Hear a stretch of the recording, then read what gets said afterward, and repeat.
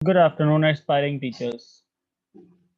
मुझे पता चला है कि आप सारे के सारे टीचर बनना चाहते हो। कोई बीएड का कोर्स कर रहा है और कोई बीएलएड का। तो रिगार्डलेस उनमें दोनों में फर्क सिर्फ इतना ही है कि एक आप में से कुछ एक ऑलरेडी ग्रेजुएट होंगे और कुछ ग्रेजुएट होने वाले होंगे और अपना टाइम बचा लेंगे। But it doesn't matter. जो मैटर करता है वो है आपका एंट्रेंस एग्जाम, जो कि आपको अभी क्लियर करना है, जिसके लिए आपने क्लासेस स्टार्ट की है। एंट्रेंस एग्जाम बहुत सारी अलग अलग यूनिवर्सिटीज में होता है। ऑलमोस्ट सभी यूनिवर्सिटीज में एटलीस्ट अगर आपको टीचर बनना है तो आपको एक एंट्रेंस एग्जाम क्लियर करना होता है। क्यों करना होता है? क्योंकि अच्छा, बीएमएस वाले भी हैं इसमें।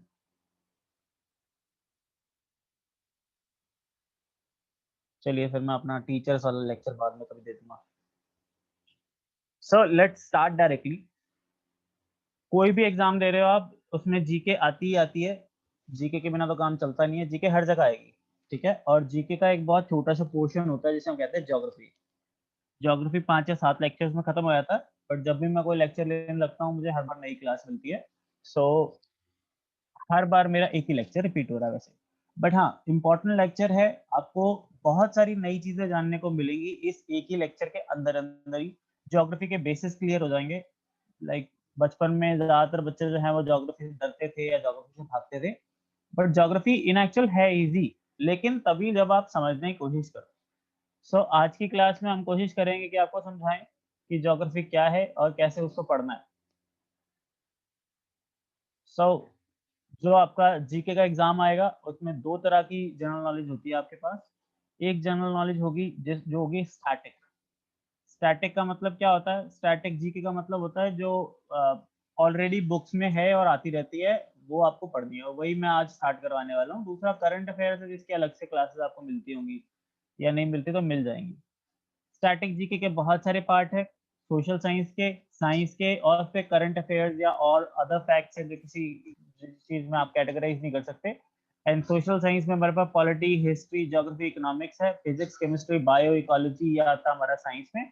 और एक दो और चीजें जैसे फैक्ट्स में आपका कंप्यूटर आ जाएगा। कंप्यूटर से भी क्वेश्चंस आते हैं आजकल, देखे गए हैं। अभी हम ज्योग्राफी से स्टार्ट करेंगे, धीरे धीरे आगे बढ़ेंगे। पॉलिटी, हिस्ट्री, इकोनॉमिक्स पे भी बढ़ेंगे।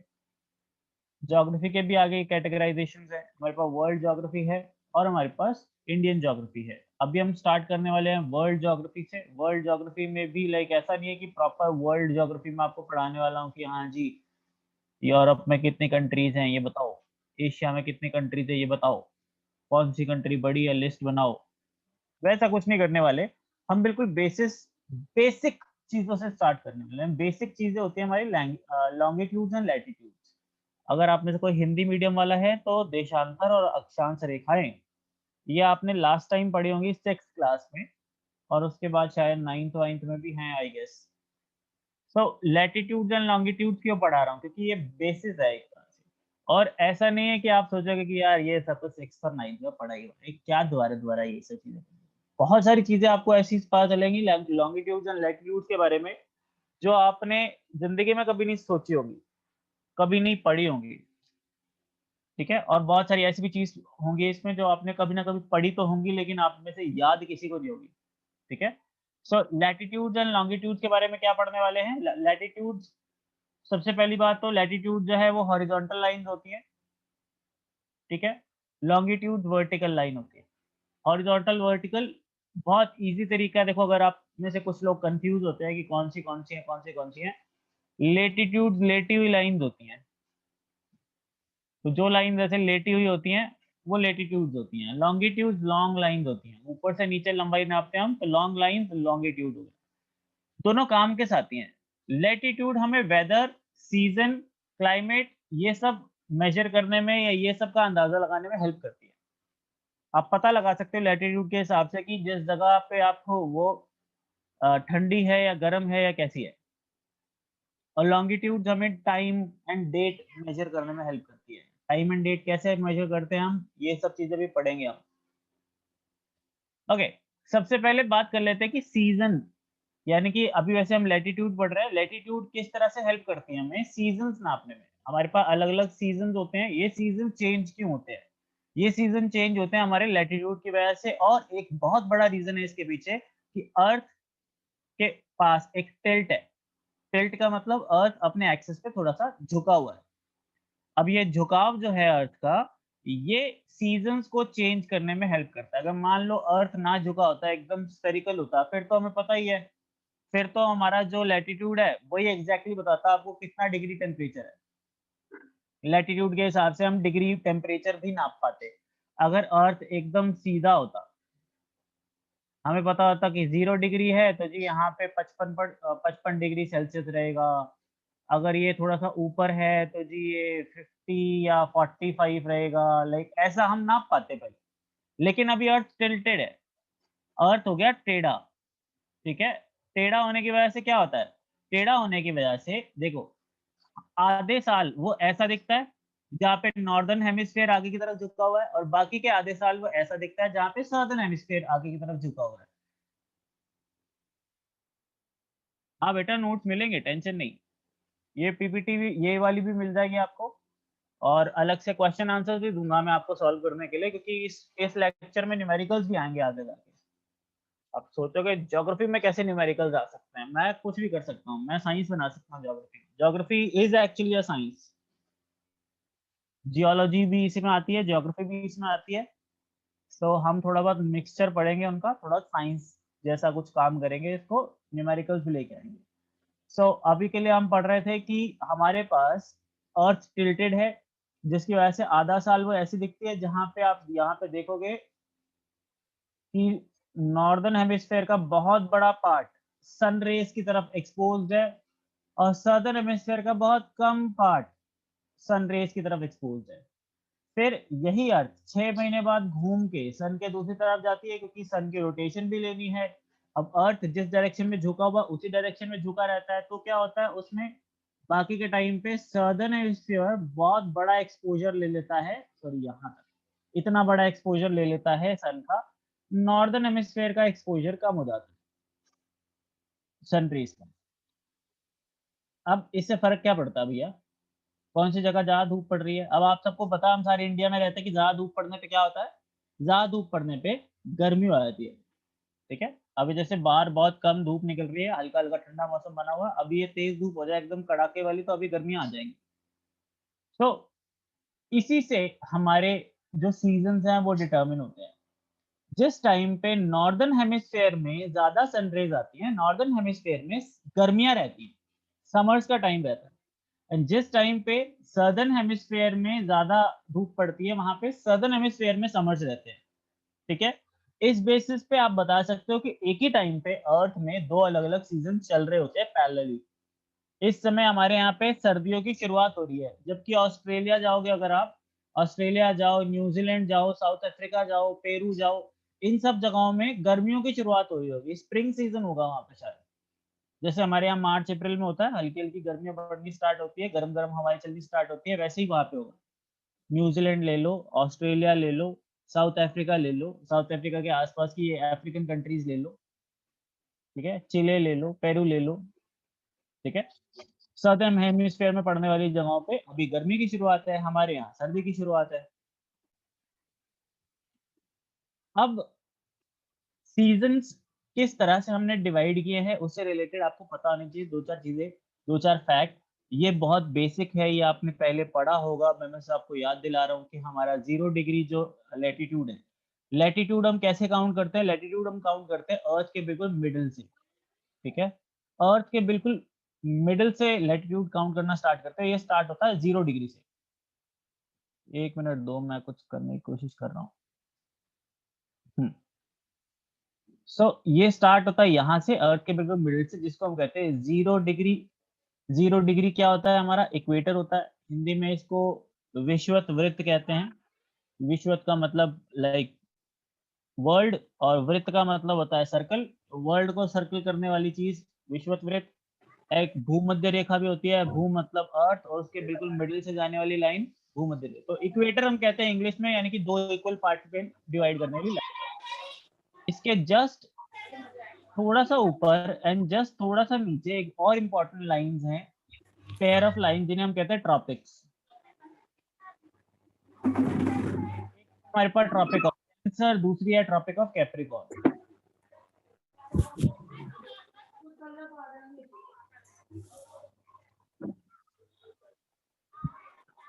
मनीषा बेटा आपका माइक खुला है। अभी इक्वेटर से आप चाहे ऊपर जाओ, 1 मिनट दो बस।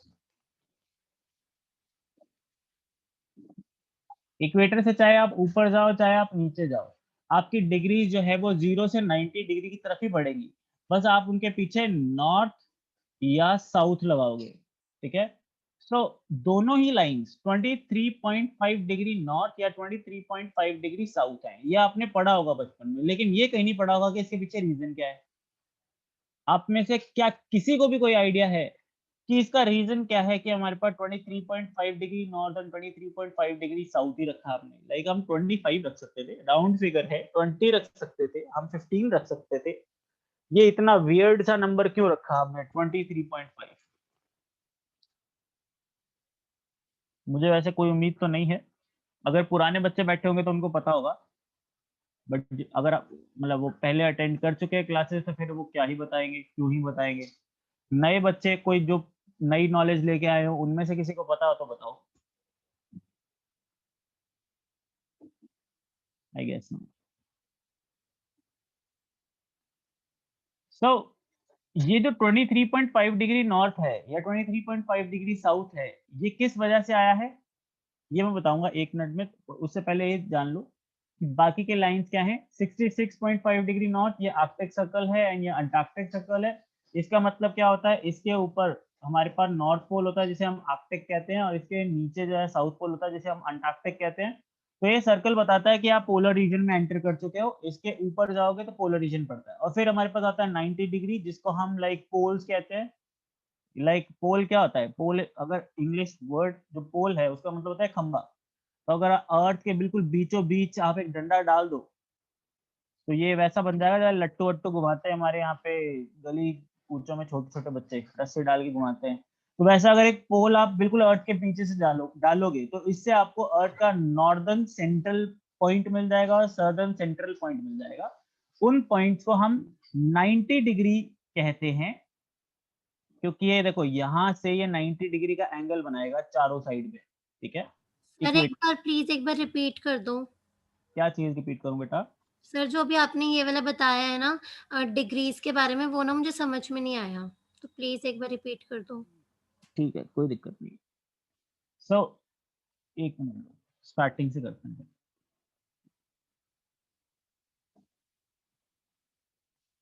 है बहुत ज्यादा सिंपल, सिर्फ आप ये समझो कि इक्वेटर जो है वो 0 डिग्री पे है। उसके बाद Tropic of Cancer and Tropic of Capricorn ये है 23.5 डिग्री नॉर्थ एंड साउथ। आप दोनों जगह बराबर डिग्री लेके चल सकते हो। इक्वेटर से नीचे आओगे तो भी उतना ही नंबर ऑफ डिग्री रहेगा और ऊपर जाने पे भी उतना ही नंबर ऑफ डिग्री रहेगा। बस फर्क सिर्फ ये है कि आप पीछे बताते हो स्पेसिफिकली कि आप नॉर्थ की बात कर रहे हो या साउथ की बात कर रहे हो। फॉर एग्जाम्पल आप यहाँ पे हो और आप यहाँ पे हो, तो हो सकता है दोनों का डिग्री सेम हो। ये भी 24 डिग्री पे यहाँ भी हो सकते हो, आप 24 डिग्री पे यहाँ भी हो सकते हो। तो आपको पता कैसे चलेगा ऊपर हो या नीचे हो? आपको बताना पड़ेगा कि 24 डिग्री नॉर्थ में हो या 24 डिग्री साउथ में हो। सिंपली ऐसे बताते हैं, ठीक है। और ये डिग्रीज एंड कहाँ होती है? ये डिग्री एंड होती है अर्थ के बिल्कुल ऊपर और अर्थ के बिल्कुल नीचे के पॉइंट पे, जिन्हें हम कहते हैं poles, North Pole and South Pole. इनके आसपास हमारे यहाँ पे बहुत ज्यादा बर्फ रहती है। वो बर्फ क्यों रहती है? क्योंकि ये रीजन बहुत ज्यादा ठंडा है, ठीक है। इतना ठंडा है कि यहाँ पर समुंदर का जो पानी होता है वो बर्फ बन के पड़ा होता है, नॉर्थ पोल में भी और साउथ पोल में भी मोस्टली। और एक लाइन है जिस लाइन का नाम है आर्कटिक और अंटार्कटिक सर्कल।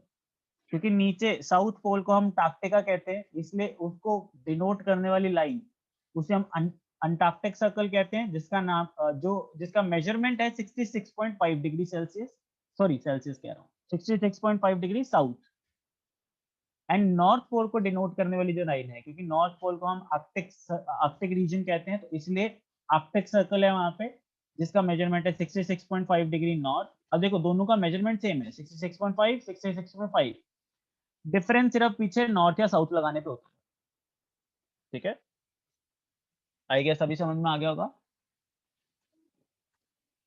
बीच में मैंने एक और क्वेश्चन आपके लिए पोज किया था कि Tropic of Cancer and Tropic of Capricorn के लिए हमने ये वियर्ड नंबर क्यों चूज किया, 23.5 डिग्री ही क्यों चूज किया।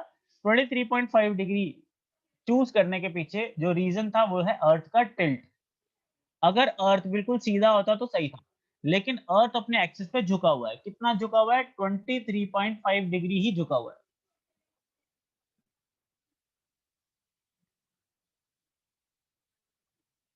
ठीक है, अर्थ अपने एक्सिस पे 23.5 डिग्री ही झुका हुआ है। यहाँ पे 4 लिखा हुआ है लेकिन आप 5 ही मान के चलो इसको। ठीक है, जिसकी वजह से हमें सारी चीजें 23.5 डिग्री के हिसाब से ही टिल्ट करनी पड़ती है। तो अर्थ अगर देखो, अर्थ का इक्वेटर जो है अगर मान लो सन के साइड से नीचे जाने की कोशिश करेगा, मतलब ऐसे झुकेगा, सन मान लो यहाँ पे सन है ऐसे करके और उसकी रेज यहाँ पड़ रही है, तो मैक्सिमम ये लाइन कितना जाएगी, ये लाइन जाएगी 23.5 डिग्री, क्योंकि ये यहाँ पे ये 23.5 डिग्री है। अगर मान लो सन यहाँ पे आया था तो ये मैक्सिमम नॉर्थ कितना जा रहा है, ये भी 23.5 डिग्री नॉर्थ जा रहा है।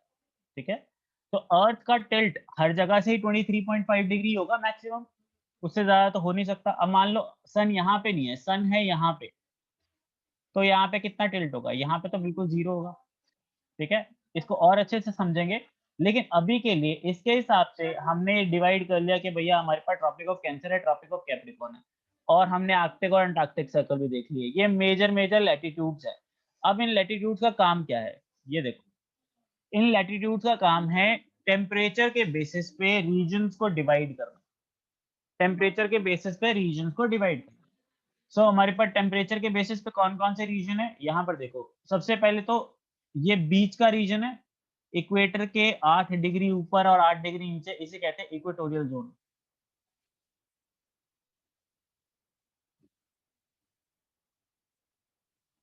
इक्वेटर के 8 डिग्री ऊपर और 8 डिग्री नीचे, इसको इक्वेटोरियल जोन कहते हैं। उसके बाद दोनों ट्रॉपिक के बीच का जो जोन है, यानी कि यहाँ पे 23.5 डिग्री है, यहाँ 23.5 डिग्री है, इनके बीच में यहाँ पे दिख नहीं रहा होगा आपको, इनके बीच में ये वाला जो रीजन है इसे कहते हैं हम ट्रॉपिकल रीजन। अब ये नहीं दिख रहा होगा,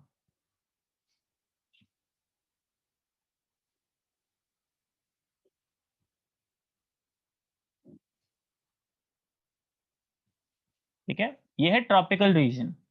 उसके बाद पोलर लाइंस क्रॉस करने के बाद जो आपका रीजन पड़ता है उसे कहते हैं पोलर रीजन। ठीक है, ये भी पोलर रीजन है।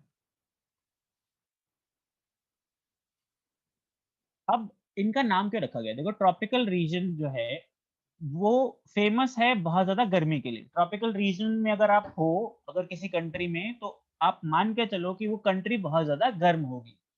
अगर पोलर रीजन में किसी कंट्री में हो आप, तो मान के चलो वो कंट्री बहुत ज्यादा ठंडी होगी। ठीक है, पोलर रीजन में कौन कौन सी कंट्री पड़ती है, आप मान लो नॉर्वे पड़ता है, इसके अंदर नॉर्वे पड़ता है, स्वीडन पड़ता है, इसके अलावा ग्रीनलैंड पड़ता है, रशिया का कुछ पार्ट पड़ता है, पूरा रशिया नहीं, रशिया का कुछ पार्ट पड़ता है। तो इन जगहों पर इतनी ज्यादा ठंडी होती है कि आप यूट्यूब पे आसानी से ऐसी वीडियोस ढूंढ सकते हो जिसमें एक आदमी, मतलब कोई भी, अपने घर पे फ्राइंग पैन में एकदम पानी एकदम गर्म करता है, उबालता है पानी को, उस उबलते हुए पानी को बाहर लेकर आता है और उसे हवा में उड़ाता है, और हवा में ही वो पानी बर्फ में कन्वर्ट हो जाता है। इतनी सर्दी है वहां पर। ठीक है, 1 मिनट रुकना बच्चों।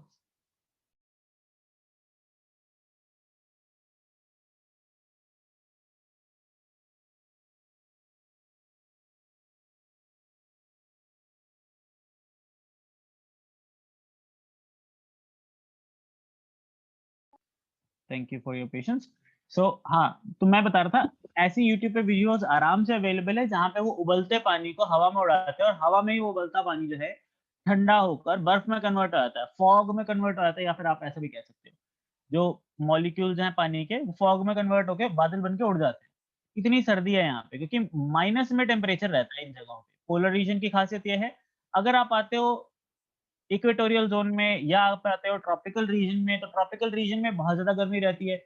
यहाँ पर आप देख लो हमारा बहुत सारे एरियाज़ पड़ते हैं, फॉर एग्ज़ाम्पल ज़्यादातर तो जो लाइन्स हैं ये वाली, ट्रॉपिकल लाइन्स, ठीक है? इनके आस-पास आपको डेज़र्ट्स देखने को मिलेंगे, इनके जस्ट बाहर कह लो आप।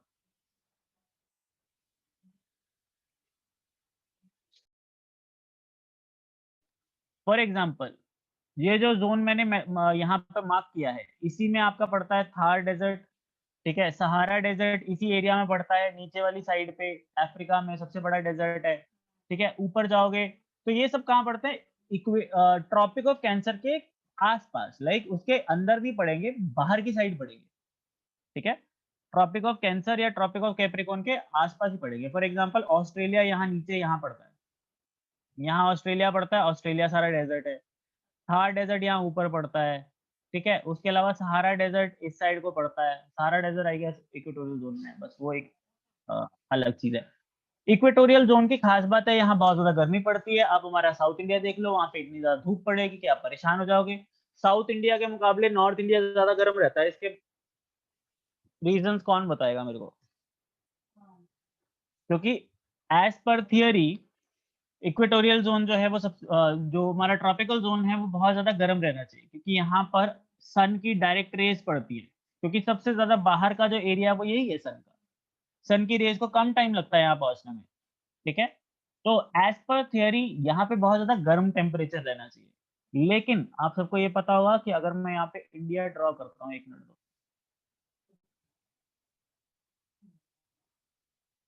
अभी के लिए मैं बहुत जल्दबाज़ी में कर रहा हूँ, तो ऐसा बना रहा हूँ, अदरवाइज़ मैं अच्छा बना देता हूँ।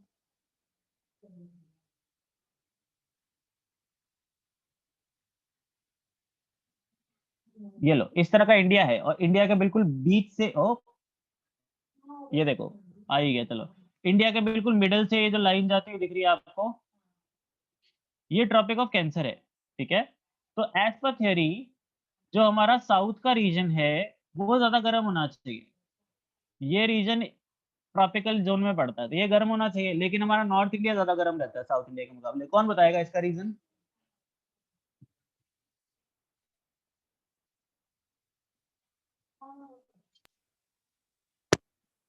क्योंकि सर वहाँ पे ना सन की रेज़ ना थोड़ी कम जाती है। नहीं बेटा, ये तो मे बी बिकॉज़ वहाँ पे ओशन एरिया है। Yes, this is the reason.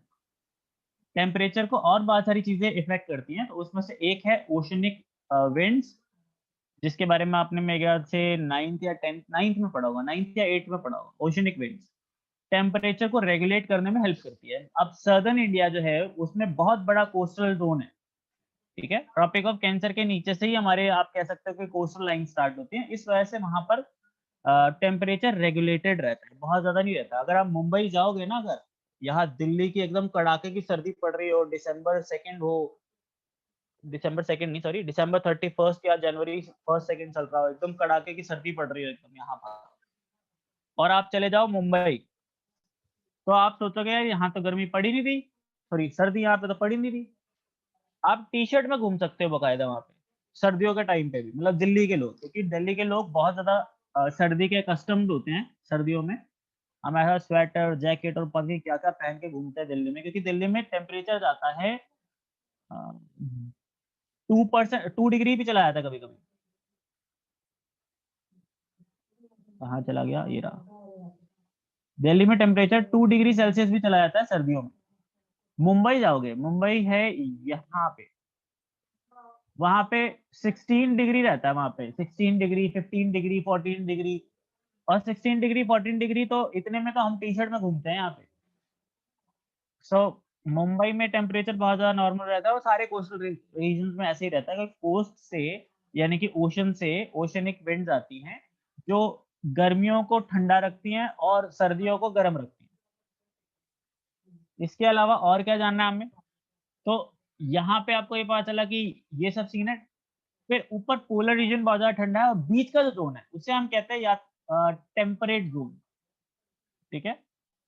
Temperate zone क्या होता है? अब टेम्परेट ज़ोन का मतलब क्या है? टेम्परेट ज़ोन ना बहुत ज़्यादा ठंडा होगा, ना बहुत ज़्यादा गर्म होगा, ठीक है? सर्दियों में ठंडा हो जाएगा, गर्मियों में गर्म हो जाएगा, बट एक्सट्रीम कहीं नहीं जाएगा कि गर्मियों में बहुत ज़्यादा गर्म हो गया जी, या सर्दियों में एकदम ही बर्फ जमने लग गई जी। बर्फ तो जमती है खैर यहाँ पे, लेकिन उतनी नहीं जमती जितने पोलर रीजन में जमती है।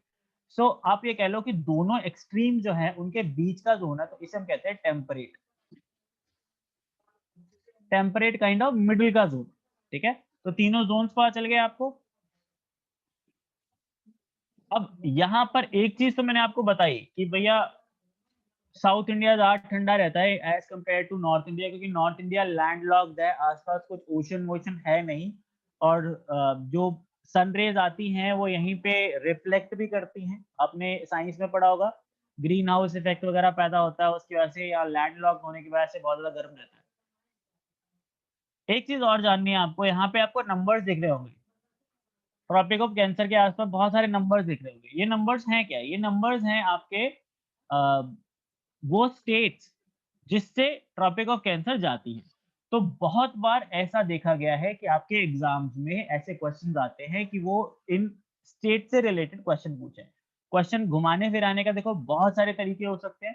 हमारे पास 8 स्टेट्स हैं टोटल, जिनसे होकर हमारे यहाँ ट्रॉपिक ऑफ कैंसर जाती है। कौन-कौन से स्टेट है? सबसे पहले तो हमारे पास है गुजरात। फिर है राजस्थान, बहुत छोटा-सा पार्ट है राजस्थान का, बट राजस्थान से जाती है। फिर है मध्य प्रदेश, मध्य प्रदेश से भी होके जाता है। फिर है छत्तीसगढ़, उसके बाद है झारखंड, उसके बाद है वेस्ट बंगाल, उसके बाद है त्रिपुरा, और उसके बाद है लास्ट में है मिज़ोरम। ठीक है? 1, 2, 3, 4, 5, 6, 7, 8, ठीक है? इनसे रिलेटेड अब क्वेश्चन किस तरह से आ सकते हैं? या तो आपको नीचे 4 ऑप्शन देगा, बताएगा किस में से ट्रॉपिक ऑफ कैंसर होकर नहीं जाती। 3 करेक्ट ऑप्शन होंगे, एक इसके अलावा कोई भी दे देगा। फॉर एग्ज़ाम्पल आपको दे देगा बिहार या उड़ीसा, ठीक है? सो आपको पता लगाना है कि कौन से में से ट्रॉपिक ऑफ कैंसर नहीं जाती। आपको ये क्वेश्चन दे देगा कि किस में से होकर जाती है। आपको दे देगा राजस्थान, उत्तर प्रदेश, हरियाणा, बिहार। अब आप सोचोगे कि भैया ये तो सारे के सारे नॉर्थ में पड़ते हैं, लेकिन राजस्थान से छोटा-सा ऐसा टच करके जाती है, ठीक है? और ये भी पूछ सकता है आपसे कि which of the following states lies in the north of Tropic of Cancer? ऐसा भी क्वेश्चन पूछ सकता है। तो आपको देगा गुजरात, मध्य प्रदेश, महाराष्ट्र, उत्तर प्रदेश। बताओ इनमें से कौन-सा ट्रॉपिक ऑफ कैंसर के नॉर्थ में पड़ता है? तो अभी आपके सामने मैप है, आप सारे के सारे फटाफट बता दोगे। चलो चैट पे लिखना स्टार्ट करो फटाफट से। ट्रॉपिक ऑफ कैंसर के नॉर्थ में कौन-सा पड़ता है?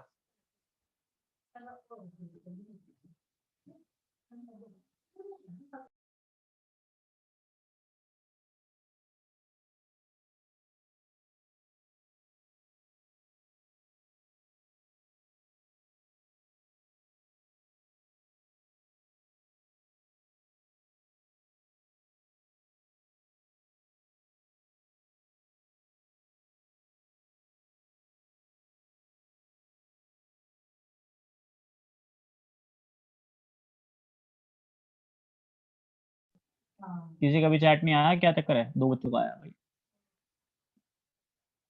झारखंड, त्रिपुरा, ये क्या लिख रहे हो? खैर छोड़ो। Uttar Pradesh was the answer, क्योंकि उत्तर प्रदेश जो है वो नॉर्थ में पड़ रहा है और Uttar Pradesh tropic of cancer को टच भी नहीं कर रहा। तो बेसिकली ये क्वेश्चन था कि कौन-सा नॉर्थ में पड़ता है। तो नॉर्थ में अगर कोई ऐसा क्वेश्चन आए कि कौन-सा नॉर्थ में पड़ता है, तो ऐसा आंसर मत दे के आना जो टच भी करता हो। ठीक है? नॉर्थ एंड साउथ वाले में ऐसा होता है। आपसे पूछेंगे कौन-सा ट्रॉपिक ऑफ कैंसर के नॉर्थ में पड़ता है, कौन-सा उसके साउथ में पड़ता है, तो इसमें वो आंसर नहीं हो सकते जो ट्रॉपिक ऑफ कैंसर जिनके थ्रू जाती है। चलिए, ये आपका 1 मार्क तो हो गया, ठीक है? बहुत सारे क्वेश्चन पेपर्स में एक क्वेश्चन आया है इस तरह से, तो ये आपको 8 नाम अच्छे से लर्न करने हैं। इनके बारे में आपको ऑलरेडी पता होना चाहिए, अच्छे से पता होना चाहिए इन 8 नाम के बारे में। अब हमारे इक्वेटर से रिलेटेड थोड़े बहुत फैक्ट्स मैं बता देता हूँ। इसमें से किस-किस से रिलेटेड क्वेश्चंस आ सकते हैं या कैसे-कैसे क्वेश्चंस आ सकते हैं, ये मैं आपको बताऊँगा। एग्ज़ैक्टली कोई आपसे यही वाले क्वेश्चन पूछ लेगा या इन्हीं फैक्ट्स में से क्वेश्चन पूछ लेगा, ऐसा नहीं है। बट क्योंकि आप अगर जीके की क्लास ले ही रहे हैं तो अच्छे से लेनी चाहिए, और आपको अगर वो घुमा के भी क्वेश्चन पूछता है तो भी आपको आ जाएँ, ये चीज़ एंश्योर होनी चाहिए। तो सबसे पहले हमारे पास क्या है, हमारे पास सबसे पहले है कि हमारे पास इक्वेटर पे एक बल्ज है। बल्ज का मतलब क्या है, हमारी जो अर्थ है वो टोटली एकदम करेक्ट वे में राउंड नहीं है, स्फीयर नहीं है एकदम परफेक्ट वाला। उसमें क्या है, इक्वेटर में थोड़ा-सा बाहर निकली हुई है, ठीक है? अर्थ जो है इक्वेटर पे ज़्यादा बाहर निकली हुई है। यानी कि अगर आप इंची टेप लेके जाओगे और ऐसा अर्थ के राउंड चक्कर लगाओगे इक्वेटर के आसपास, तो आपको ज़्यादा डिस्टेंस कवर करने को मिलेगा और यही अगर आप दोनों पोल्स के पास से ऐसा चक्कर लगाओगे तो कम डिस्टेंस देखने को मिलेगा, उतना ज़्यादा डिस्टेंस नहीं मिलेगा। तो इक्वेटर पे एक बल्ज है, यानी कि इक्वेटर के पास से अर्थ थोड़ा-सा बाहर निकला हुआ है। तो ऐसा क्यों है, अर्थ बाहर क्यों निकला हुआ है? एक फ़ोर्स आपने सुना होगा, जिसका नाम है सेंट्रीफ्यूगल फ़ोर्स।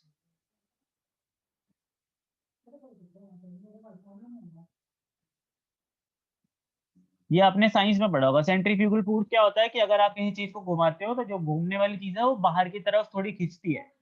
फॉर एग्ज़ाम्पल आपने एक रस्सी पकड़ी हुई है अपने हाथ में, ठीक है? ये आपका हाथ है, ऐसे ही मान लो खराब-सा है, लेकिन कोई बात नहीं, मान लो ये आप ही का है।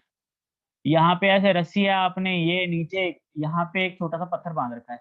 इसको घुमाना शुरू करोगे अगर आप, तो ये धीरे-धीरे, धीरे-धीरे क्या होगा, ये ऊपर की तरफ उठ जाएगा और एक टाइम आएगा जब ये परफेक्टली ऐसा बन जाएगा। ठीक है? देख रहे हो? साइंस भी पढ़ा रहा हूँ मैं, हालाँकि मेरे को आती नहीं है फिर भी।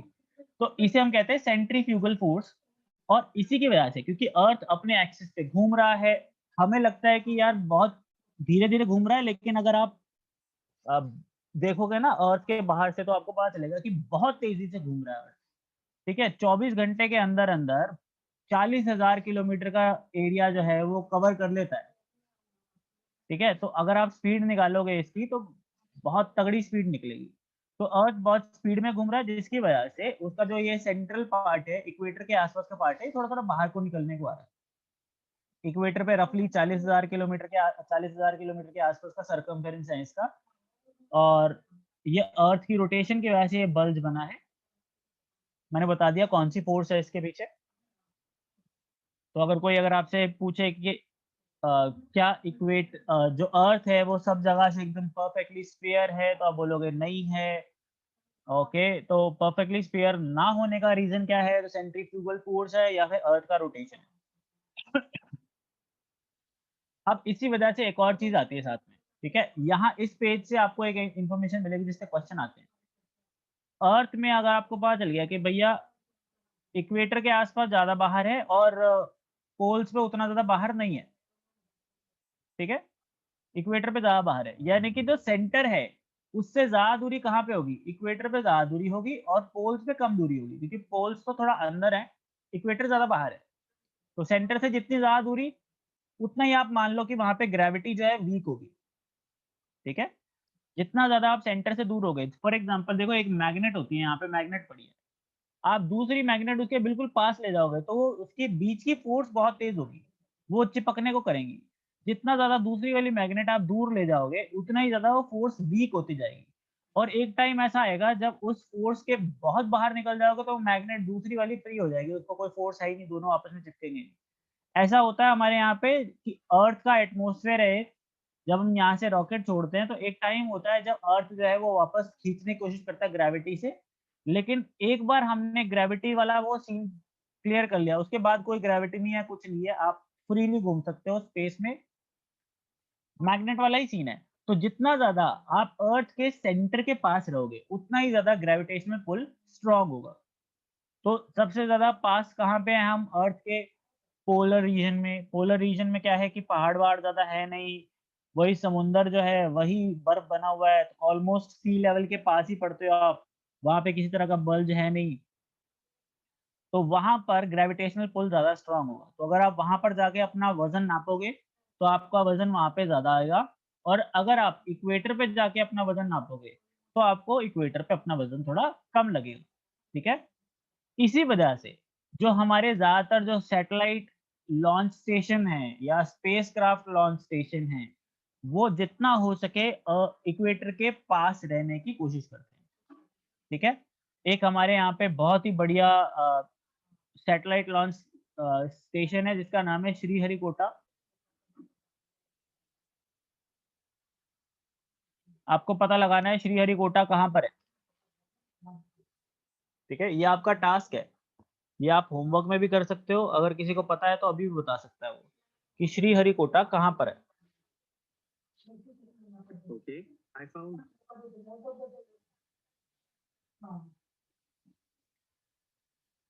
इसके अलावा एक और चीज बताना चाहूंगा कि अभी रिसेंटली क्या हुआ है कि हमारे यहाँ पर एक नया चीज डेवलप होने वाला है। हमारे जो एक्स प्रेसिडेंट, या आप कह सकते हो कि one of the best president of India, Abdul कलाम,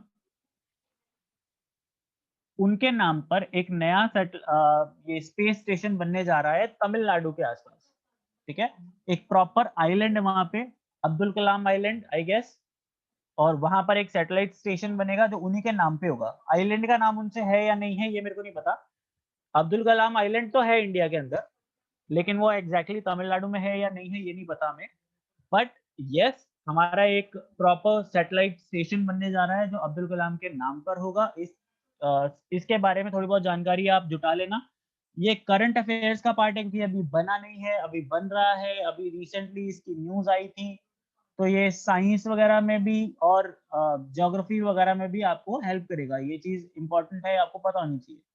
ठीक है, बहुत सारी चीजों से जुड़ा हुआ है, लाइक आप हिस्ट्री से भी जुड़ा हुआ है कि अब्दुल कलाम को के नाम को कोमेमोरेट करने के लिए बनाया जा रहा है। ज्योग्राफी से भी जुड़ा हुआ है क्योंकि ये इक्वेटोरियल जोन में पड़ता है। ठीक है, इक्वेटर के काफी पास है। आपको ये पता होगा कि इंडिया जो है उसका जो बिल्कुल साउथ का टिप है वो है 8 डिग्री नॉर्थ, यानी कि इक्वेटर से सिर्फ 8 डिग्री ऊपर है। और उसी में यहीं पे तमिलनाडु के आसपास इस एरिया में कहीं पे ये बनाया जा रहा है। ठीक है, यानी कि वो करीब 10 डिग्री नॉर्थ या 10 से 12 डिग्री नॉर्थ के बीच में रहेगा। तो ये ज्योग्राफी से भी रिलेटेड है। 10 से 12 डिग्री नॉर्थ यहीं पे क्यों बनाया जा रहा है ये सैटेलाइट स्टेशन? क्योंकि यहाँ पर इक्वेटोरियल बल्ज की वजह से ग्रेविटी थोड़ी कम है, इस वजह से ज्यादातर जो स्टेशन हैं, स्पेस स्टेशन जो हैं, वो इक्वेटोरियल जोन में ही बनाए जाते हैं, लाइक वहीं प्रेफर किए जाते हैं। उसके बाद क्या है, लाइक ऐसे में क्या होता है कि देखो, ग्रेविटेशनल पुल बहुत कम है जिसकी वजह से स्पेसक्राफ्ट को अर्थ के एटमॉस्फेयर को छोड़ के आगे जाने में हेल्प मिलती है, वो बहुत इजीली आगे पहुंच जाते हैं। It reduces the effect of gravity. ठीक है, तो ये चीज इंपॉर्टेंट है, इसके बारे में क्वेश्चंस आते हैं तो ये पता होना चाहिए। एक और चीज है इसमें, वो ये है कि जो हमारा इक्वेटोरियल रीजन है, यानी कि ट्रॉपिकल रीजन कह लो, या इक्वेटोरियल रीजन कौन सा होता है, 8 डिग्री नॉर्थ वाला और 8 डिग्री साउथ वाला, इसके बीच का रीजन जो है, इस रीजन में बहुत ज्यादा बारिश होती है। बहुत ज्यादा बारिश कैसे होती है, यहाँ पे फिक्स है कि हर दिन 4 बजे, दिन के 4 बजे हर बार बारिश होती है। ठीक है, दिन में रोज 4 बजे। इसी वजह से आप देखो कि अमेज़न रेन फॉरेस्ट जो है,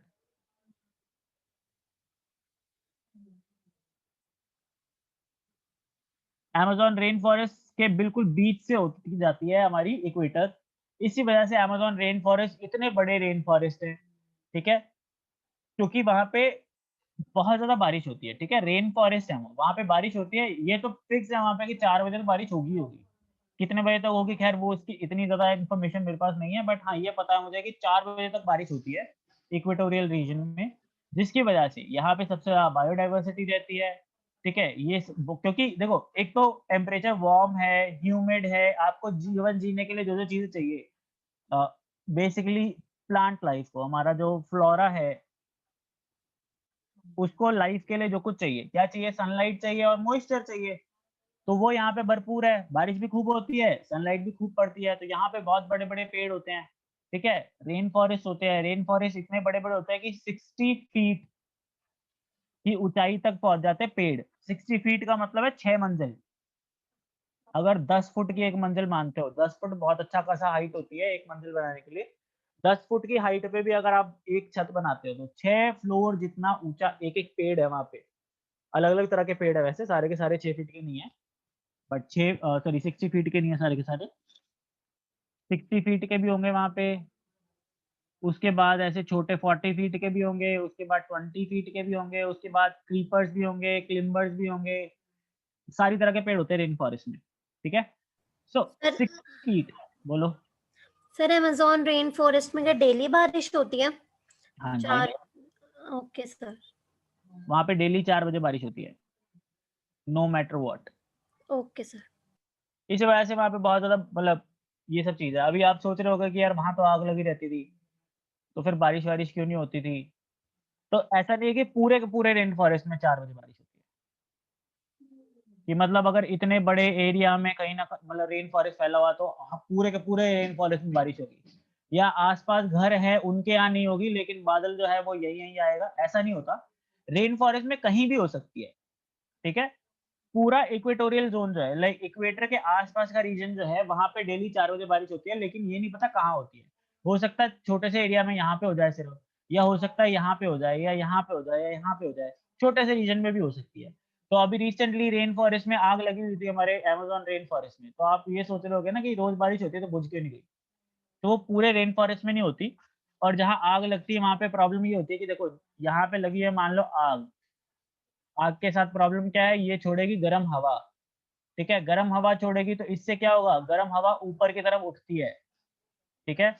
ऊपर की तरफ उठती है तो ऊपर से जो चीज़ें होंगी, मान लो बादल-वादल होंगे तो उनको भी साइड करके ऊपर उठने की कोशिश करेगी। और वैसे भी बारिश यहाँ पे देखो बादल को बरसने के लिए ठंडा भी होना पड़ता है, नीचे से गर्म हवा आ रही है तो ठंडा कैसे होगा, बरसेगा कैसे? तो बहुत सारे रीज़न्स हैं, ठीक है? बट जो चीज़ जानने लायक है वो ये है कि यहाँ पे बारिश होती है, यहाँ पे रेन यानी कि मॉइस्चर मौजूद है, यहाँ पे सनलाइट मौजूद है, तो यहाँ पे फ्लोरा बहुत ज़्यादा भरपूर है यहाँ पे और जिसकी वजह से फौना यानी कि एनिमल लाइफ भी भरपूर है यहाँ पे। तो यह बायोडायवर्सिटी ज़ोन जो है दुनिया में टोटल मिला के 14 नहीं सॉरी हाँ 14 बायोस्फीयर्स हैं पूरे वर्ल्ड लेवल पे, जिसमें से 2 इंडिया में है। 2 इंडिया में है, इसमें से एक इक्वेटोरियल ज़ोन में पड़ता है जो कि हमारा वेस्टर्न घाट। ये अगर आप साउथ इंडिया मान लो तो यहाँ पे हमारे यहाँ पे वेस्टर्न घाट में ये पहाड़ हैं सारे के सारे, यहाँ पे ईस्टर्न घाट के पहाड़ हैं। इन वेस्टर्न घाट के पहाड़ों के वेस्ट में ये सारा जंगल है जिसे हम कहते हैं वेस्टर्न घाट का जंगल, ठीक है? यहाँ पर बहुत ज़्यादा बारिश होती है और ये एवरग्रीन रेन फॉरेस्ट है, ठीक है? क्योंकि मानसून भी यहीं से आता है डायरेक्ट और यहाँ पे ओरोगैनिक रेनफॉल होती है। अभी आपको पता नहीं ऑर्गेनिक क्या होता है लेकिन इतना ज़्यादा डिटेल में जाना नहीं चाह रहा अभी के लिए। बस आप ये समझो कि एक तो है हमारा देखो इंडिया के अंदर 2 बायोडायवर्सिटी ज़ोन्स है, इससे भी क्वेश्चन आ सकता है। पहला है हमारा वेस्टर्न घाट, दूसरा क्या है? एशिया में सबसे ज़्यादा बारिश कहाँ होती है? कौन बताएगा? बहुत सिंपल क्वेश्चन है, सिंपल ज्योग्राफी है। ईस्टर्न घाट। नहीं, ईस्टर्न घाट पे कम बारिश होती है बहुत। नंदन, पूरे एशिया में सबसे ज़्यादा बारिश होती है हमारे यहाँ पर मेघालय के मौसिन मिज़ो राम नाम की एक जगह पे, ठीक है? यहाँ पर आप देखो कि ये है हमारा सिक्किम, फिर यहाँ से ऐसे भूटान जाता है और ये हमारा आप मान लो अरुणाचल प्रदेश है और यहाँ पे अदर चीज़ें हैं। यहाँ पे हमारा आता है बांग्लादेश इस तरह से। ये हमारा है डेल्टा रीजन और यहाँ पे ओप्स, यहाँ पे एक स्टेट है जिसका नाम है मेघालय, ठीक है? अब होता क्या है? मेघालय में बहुत ज़्यादा बारिश होती है। पूरे एशिया की सबसे ज़्यादा बारिश मेघालय में होती है। क्यों होती है? क्योंकि देखो यहाँ से आते हैं मानसून के बादल और यहाँ पे आके फँस जाते हैं। क्यों? क्योंकि देखो यहाँ पे है बड़े-बड़े पहाड़, यहाँ जा नहीं सकते, यहाँ पे भी बड़े-बड़े पहाड़ हैं, यहाँ भी जा नहीं सकते और यहाँ पे भी बड़े-बड़े पहाड़ हैं। तो सारे के बीच में लाके फँसते कहाँ हैं? यहाँ बादल आके फँस जाते हैं। बादल आकर अगर फँस गए तो उनके पास निकलने का एक ही तरीका है कि भैया पीछे से तो बहुत ज़्यादा प्रेशर पड़ रहा है, आगे बादल है, क्रॉस कर नहीं सकते, तो ऊपर की तरफ बढ़ते हैं। ऊपर की तरफ बढ़ने पे क्या होता है ठंडे हो जाते हैं और रेनफॉल होती है। तो यहाँ पे 2 ऐसी जगहें हैं, एक तो है चेरापूंजी, किसी टाइम पे चेरापूंजी फेमस था सबसे ज़्यादा बारिश होने के लिए। अभी उसके पास में एक और जगह है जिसका नाम है मौसिन राम।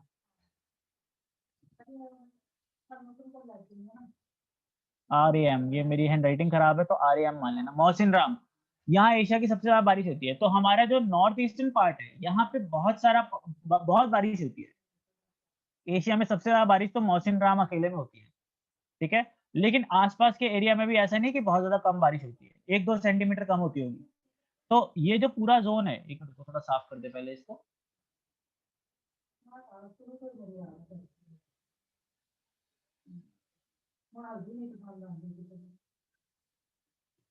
थोड़ा ज़्यादा साफ हो गया पहले से।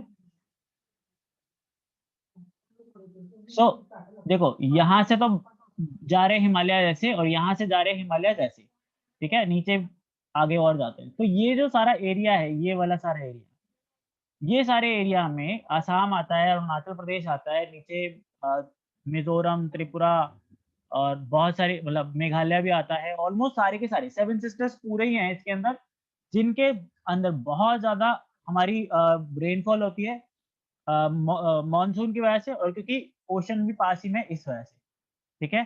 तो यहाँ पे है हमारा सेकंड बायोडायवर्सिटी ज़ोन, इसे हम कहते हैं नॉर्थ ईस्ट ऑफ इंडिया।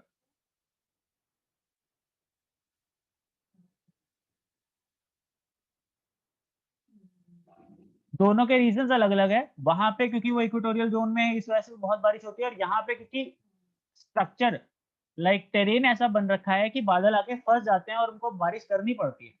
ये इस वजह से यहाँ पे बहुत ज़्यादा बारिश होती है और यहाँ पे बहुत ज़्यादा बारिश होती है, तो यहाँ पे बहुत रेन फॉरेस्ट है। इस वजह से सबसे ज़्यादा बायोडायवर्सिटी भी यहीं मिलती है, ठीक है? तो अगर आपसे पूछे इंडिया में सबसे ज़्यादा बायोडायवर्सिटी कहाँ पे है, तो इन 2 जगहों पे है। North east region of India क्योंकि वो एक बायोडायवर्सिटी वाला ज़ोन है और एक वेस्टर्न घाट। कुछ एक और चीज़ें पता करते हैं देखो, अगर आपसे कोई पूछे अर्थ पे ऐसी कौन-सी जगह है जहाँ पे डे एंड नाइट का डिफरेंस सबसे कम है? तो वो होगा इक्वेटर, ठीक है? इक्वेटर के ऊपर यानी कि कोई भी ऐसी जगह जो इक्वेटर के बिल्कुल आस-पास है, वहाँ पे डे एंड नाइट का डिफरेंस बहुत कम होता है और जैसे-जैसे आप दूर जाते जाओगे वैसे-वैसे डे एंड नाइट का डिफरेंस बढ़ता जाएगा। अब मैं मानूँ कि ये अर्थ है, जितना हो सके उतना सर्कल बनाने की कोशिश की है मैंने। ये है मान लो इक्वेटर, तो आपको पता है कि इंडिया जो है वो यहाँ पे है, ठीक है? ये उसका सदर्न टिप पड़ता है और यहाँ कहीं मान लेते हैं कश्मीर पड़ता है। मैंने गलत बनाया लाइक नीचे वाला बहुत ज़्यादा वैसा बना दिया हमने, ऐसा। ये मान लो इंडिया है, बहुत बुरा बनाया मैंने लेकिन मान लो इंडिया। सदर्न टिप जो है हमारे पास कन्याकुमारी, वहाँ पे डे एंड नाइट का डिफरेंस बहुत कम होगा। जैसे-जैसे आप नॉर्थ में जाते जाओगे वैसे-वैसे डे एंड नाइट का डिफरेंस बढ़ता जाएगा। जैसे आपको पता होगा सर्दियों में जी रातें छोटी हो जाती नहीं, रातें बड़ी हो जाती हैं, दिन बड़े हो जाते हैं। नहीं, दिन छोटे हो जाते हैं। सर्दियों में दिन छोटे हो जाते हैं। सनलाइट सुबह लेट निकलती है और शाम को 5 साढ़े 5 ही खत्म हो जाती है। गर्मियों में उल्टा होता है, गर्मियों में 7-7 बजे तक सनलाइट रहती है। आप इसके भी और नॉर्थ में जाओगे, फॉर एग्ज़ाम्पल यहाँ से हम बहुत ज़्यादा नॉर्थ में गए, बहुत नॉर्थ में गए, तो यहाँ पड़ता है एक आइलैंड जिसका नाम है इंग्लैंड। इंग्लैंड में अगर जाओगे तो वहाँ पे क्या होता है, गर्मियों के टाइम पे सुबह 4 बजे ही सनलाइट आ जाती है और शाम को 10 बजे तक रहती है, गर्मियों के टाइम पे। सर्दियों में उल्टा है, सर्दियों में क्या है कि 10 बजे आएगी। अरे! क्या हो गया? ओह! टाइम हो गया। तो बच्चों आज के लिए इतना ही करते हैं। वैसे एक चीज़ समझानी है मेरे को, वो मैं समझा देता हूँ फटाफट से आपको। ये मान लो हमारा अर्थ है, यहाँ पे इक्वेटर है, तो यहाँ पे अगर आप ऐसे नॉर्थ में जाओगे, यहाँ पे एक आइलैंड पड़ता है जिसका नाम है इंग्लैंड। वहाँ पे गर्मियों के टाइम पे सुबह 4 बजे सनलाइट आ जाती है और 10 बजे तक रहती है, ठीक है? ये क्योंकि इक्वेटर से बहुत ज़्यादा दूर है। उल्टे टाइम पे उल्टा होता है, 10 बजे सनलाइट आती है और 4 बजे चली जाती है। और ज़्यादा ऊपर जाओगे तो वहाँ पे एक पड़ता है land of the midnight sun.